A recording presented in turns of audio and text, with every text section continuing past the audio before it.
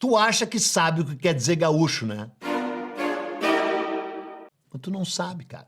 Todo mundo acha que sabe o que o gaúcho quer dizer, mas na real, cara, é um mistério. Não apenas a palavra, mas a origem. Sim, a palavra gaúcho, ela recende assim ao tropel de cavalos, ao brado dos bravos, ao retinir dos metais. Evoca romance, aventura, guerra, sangue, suor, mas nos faz mergulhar num redemoinho de dúvidas históricas e de dívidas semânticas. Afinal, o que quer dizer gaúcho? Da onde vem o gaúcho? Para onde aponta o gaúcho? Olha, cara, eu acho que eu também não sei, mas que culpa eu tenho se os membros do canal Buenas Ideias querem saber a história do gaúcho? A gente deu 4 opções para eles: cerveja, cacau, origem da erva boa, da erva que cura, a erva mate, claro, né? E a origem do gaúcho. Tu acredita que ganhou a origem do gaúcho? Porra, mas por que eu tenho que saber alguma coisa do gaúcho? Eu acho que eu não sei nada do gaúcho.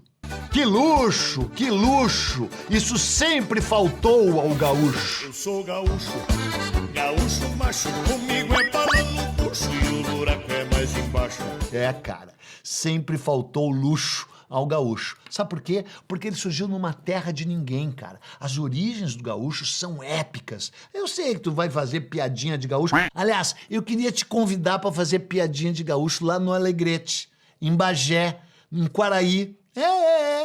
Sabe o Cacete Planeta, aquele grupo patético que existia anos atrás? Eles faziam piadinha de gaúcho no Rio de Janeiro. Quero ver fazer piada de gaúcho lá. Epa, mas isso é um sutiã. Isso não faz parte da vestimenta gaúcha. Isso é uma coisa minha, pessoal. É pro peito não cair. Tô falando sério, cara, tô falando sério. O gaúcho é um ser indômito e bravio, forjado na fronteira. Com muito sangue, com muito suor. Claro, o gaúcho das antigas. Mas é uma história épica, é uma história maravilhosa. Sabe como é que ela começa? Claro que ela começa com as nações indígenas que viviam ali no coração do Pampa. A Pampa, na verdade, né? O Pampa, que são essas coxilhas ondulosas. E nas coxilhas não vai nada. E é ali que surgiram 2 nações indígenas inacreditáveis. Já falei sobre elas aqui no canal Buenas Ideias. O Charrua e os Minuano. E se você parar para pensar, o gaúcho é fruto direto desses caras. Claro, o gaúcho é fruto de uma mistura. Tanto é que em 1948 surgiu uma tese incrível de um cara chamado Manolito de Ornelas, que escreveu um livro chamado Gaúchos e Beduínos, no qual ele defendia a tese de que o gaúcho era meio árabe, era mourisco, né? Até porque as bombachas, essa calça larga do gaúcho, de fato é uma calça que teve origem na Turquia e que tem assim uma pegada árabe. O livro é lindo, aliás, tu deveria ler. Só que o livro estava equivocado, porque o gaúcho, na verdade, o gaúcho se fundiu num caldeirão de raças e de histórias incríveis, dos quais a influência árabe, a influência mourisca de espanhóis e portugueses teve a sua parcela, mas na verdade a base é indígena, porque o xiripá, o chimarrão, o churrasco de fogo de chão, tudo isso surgiu de uma tradição indígena, charrua e minuano, que foram incorporados aos primeiros colonizadores que chegaram lá, porque a conquista dessa terra de ninguém é uma conquista épica que se inicia como? Se inicia em 1494, claro, no Tratado de Tordesilhas, quando portugueses e espanhóis se unem na pequena cidade de Tordesilhas e traçam a linha que divide o mundo em 2, né? É o tratado que simultaneamente anunciou e repudiou a globalização. Anunciou por quê? Porque pela primeira vez na história, 2 nações soberanas europeias se arvoram o direito de dividir o mundo em 2. Porque na tua ignorância constrangedora, tu mal sabe que o Tratado de Tordesilhas dava a volta no globo, né? E num primeiro momento o que interessava era a raia divisória lá nas Ilhas Molucas, as Malucas, da onde vinha a noz moscada, o cravo. O cravo, tu sabe, né? Aquele lance que quando tu tá comendo sagu, morde o cravo. Mas valia um dinheirão. É uma no cravo, outra na ferradura. Essas especiarias vinham dali, né, de Java, Sumatra, das Molucas, e interessava saber se elas ficavam no meridiano, na raia espanhola ou na raia portuguesa. Claro que também havia interesse em saber que parte do Novo Mundo descoberto pelo Colombo, que aliás, né, o Colombo, tu sabe, vou repetir a piada porque eu adoro. O Colombo é o cara que quando saiu não sabia para onde estava indo e quando voltou não soube dizer onde havia estado. Boa essa, não é boa? E aí, a partir da descoberta desse lugar que ele chamou de Índias, mas que de Índias não tinha nada, né? Houve uma corrida territorial e o tratado foi traçado. E tu sabe, o tratado pegava lá em cima na Baía de Maracanã, não tem nada a ver com o estado do Maracanã, no Pará, e ia até Cananéia, no litoral sul de São Paulo, onde viveu o Bacharel de Cananéia. Que, aliás, eu já fiz um episódio em loco, ao vivo, e não deu tanto view quanto deveria ter dado. Só que daí os portugueses logo estenderam essa raia até Laguna, em Santa Catarina. Laguna, em Santa Catarina, que era a chamada esquina do Atlântico Sul, porque de Laguna, em Santa Catarina, a Punta del Este, no Uruguai, se estende a maior costa retilínea do mundo. São 660 quilômetros, sem nenhum porto, nenhuma baía, nenhuma reentrância. Então não tinha como chegar por mar. Era como se Deus, na sua sabedoria, estivesse dizendo: não vai te meter no Rio Grande do Sul, deixa aquilo lá pros guasca gaúcho. Aliás, guasca, que é sinônimo de gaúcho, quer dizer tira de couro, porque esse lugar entraria para a história a partir da era do couro e do charque, mas ainda falta para ela começar, e ela não vai começar bem ali. Sabe como é que vai começar a era do couro e do charque? Vai começar quando os jesuítas espanhóis, saindo do Paraguai, criam as missões jesuíticas no oeste do Paraná e no oeste do Rio Grande do Sul, com muita gadaria, com muito gado, com pomares. E quando essas missões são destruídas pelos bandeirantes paulistas, num momento incrivelmente trágico e épico da história brasileira, que você já viu aqui nesse fabuloso canal Buenas Ideias, essa gadaria se espalha por essas campinas sem fim, com essa grama que era a melhor pastagem do mundo. A melhor pastagem do mundo era no Pampa Gaúcho, no La Pampa. E se espalham e se reproduzem. E esses indígenas, charruas e minuanos, passam a caçá-las e descobrem como fazer churrasco de fogo de chão e também descobrem como andar a cavalo deitado nos seus cavalos e viram essa nação cabeluda, assim como se fosse o Easy Rider, sem destino. E portugueses e espanhóis passam a travar uma luta incrível por essa terra de ninguém.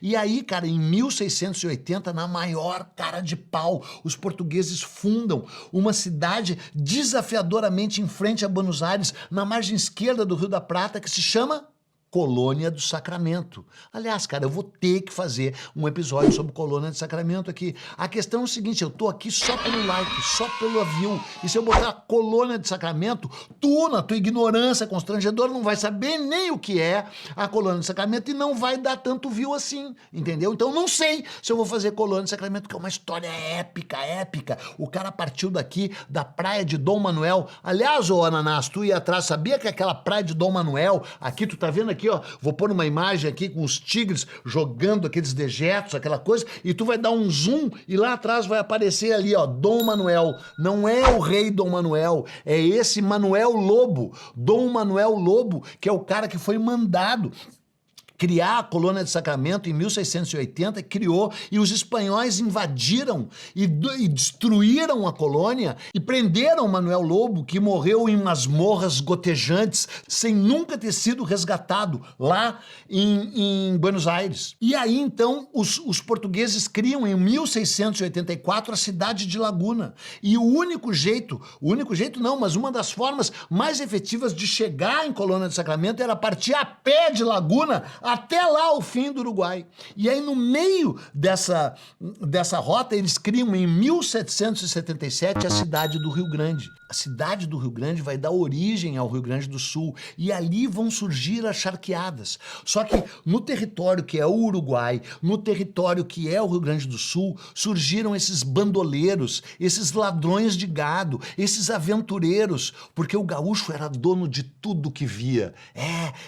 O gaúcho vivia dentro dentro de sua camisa, debaixo do seu chapéu e em cima do seu cavalo, indômito, bravio, solitário, meio sorumbático. Tanto é que o grande Jorge Luis Borges disse: ser gaúcho é um destino. Hein? E esses caras eram bandoleiros, eram foras da lei, eram índios velhos, tinham sangue indígena, porque sabe o que quer dizer gaúcho? Tu não sabe o que quer dizer gaúcho. Na verdade, ninguém sabe direito o que quer dizer gaúcho. Tanto é que em 1946, um cara chamado Aurélio Porto propôs uma explicação incrível para a palavra gaúcho. Ele disse que queria dizer gaú, que era uma palavra tupi, que quer dizer cantar triste, juntada com tchê. O que quer dizer tchê? Tchê quer dizer homem, que nem Che Guevara. Tchê é uma palavra quechua que quer dizer homem. Então, guaxu, cantar triste. Tchê, homem. Homem que canta triste. Só que não é.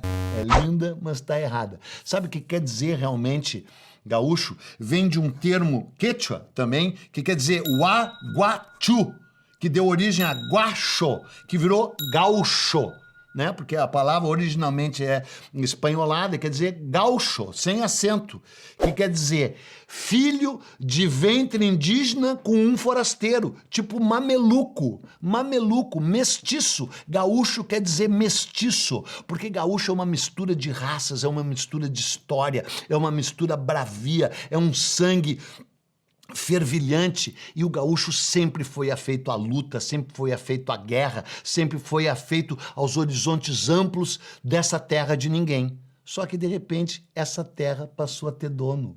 E passou não só a ter dono, como passou a ter cerca. E aí os grandes terratenentes dividiram, partilharam a terra em grandes latifúndios improdutivos que dariam origem aos gigolôs de vaca, aos estancieiros uruguaios e brasileiros que vivem só de criar vaca sem fazer nada, embora alguns que sejam mais competentes, né? E a partir da criação da cidade do Rio Grande, todos aqueles fidalgos portugueses, ou pretensos fidalgos portugueses, que tomaram parte nessa luta fronteiriça, ganharam, foram agraciados com vastas extensões de terra.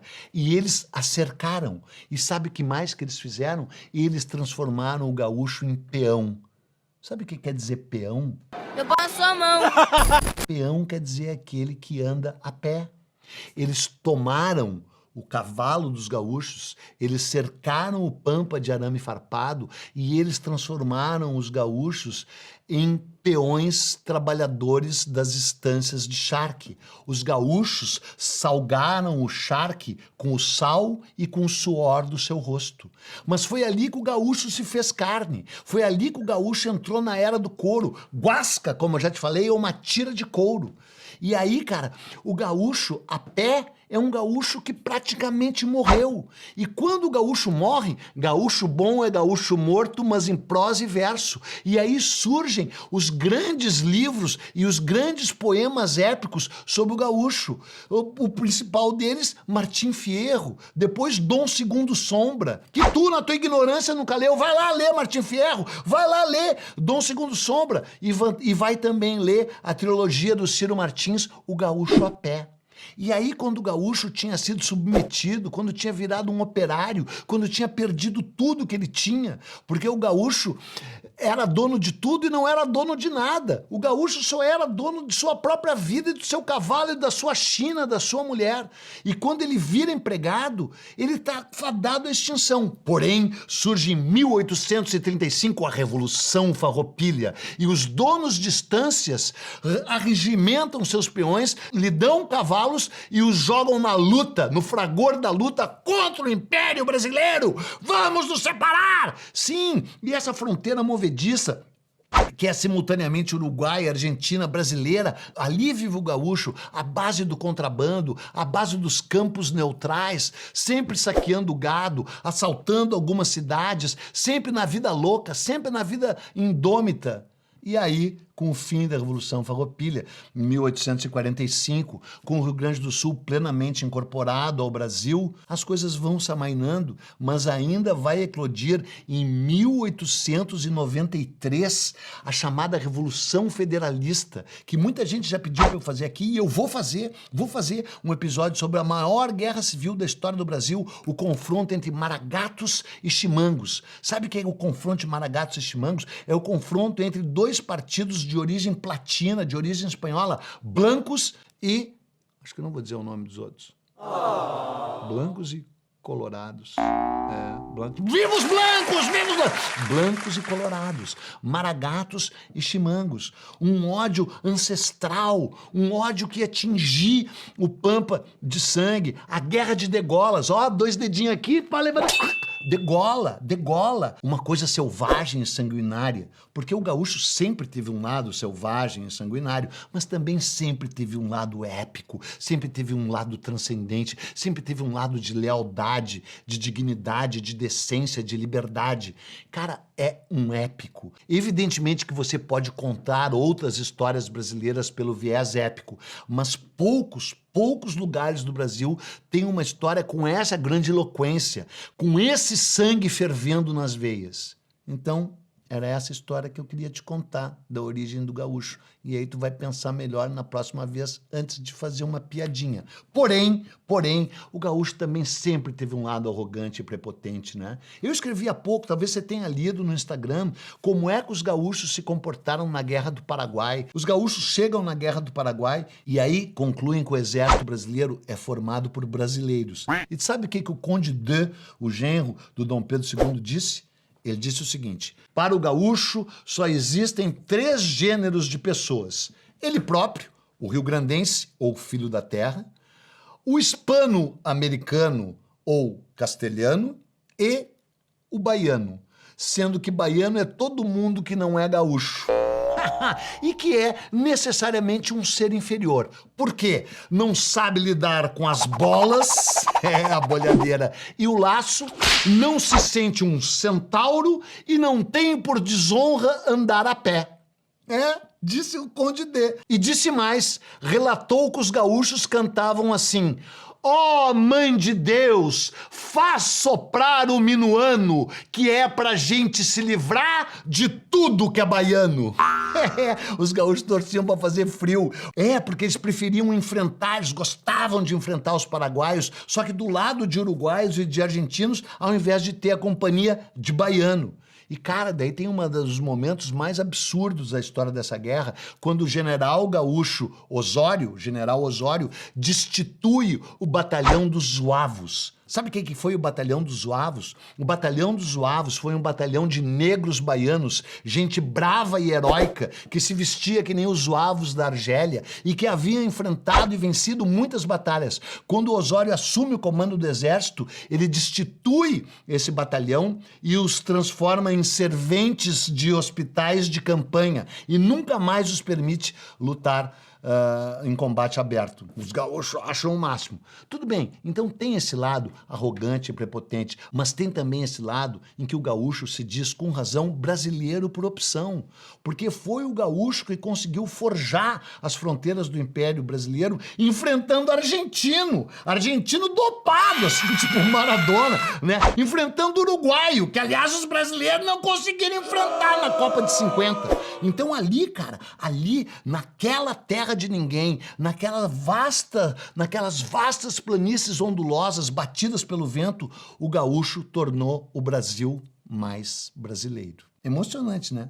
Mas tu acha que eu vou calar minha boca antes de contar a história do gaúcho gay? Ah, não vou não. Sabe por quê? Porque essa história de chamar gaúcho de gay faz todo sentido. Porque foi o gaúcho que inventou essa história de que ele próprio era gay. Sabe como? Porque o primeiro lugar onde o Rio Grande do Sul enriqueceu foi nas tais charqueadas, né? Aliás, merecia um episódio, o charque, as charqueadas, né? Lembrando que é uma das coisas que estabeleceu uma ligação entre Brasil e Cuba, né? Vai pra Cuba! Sim, porque o charque gaúcho, ele não alimentava apenas os escravos das Minas Gerais que labutavam naquelas minas em condições horrorosas e precisavam de proteína animal, não alimentava apenas os escravos dos canaviais, e alimentava também os escravos dos canaviais de Cuba.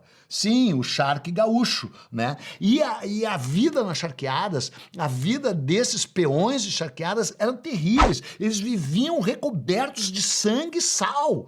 Era um regime similar à escravidão. E aí esses grandes estancieiros de Pelotas ficaram ricos.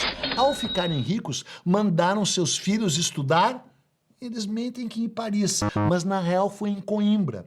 E quando eles voltam de Coimbra e alguns de Paris, eles passam a comer com garfo e faca. E o que é o pior, usar guardanapo. Mas tu quer coisa mais boiola do que comer com garfo e faca e usar guardanapo? Verdade, o gaúcho chega de Bagé, o gaúcho chega da campanha e vê aqueles filhinhos de papai com rendas nos punhos e comendo de garfo e faca, porque o gaúcho só come com a faca, né? Dá uma facada e come um naco de churrasco.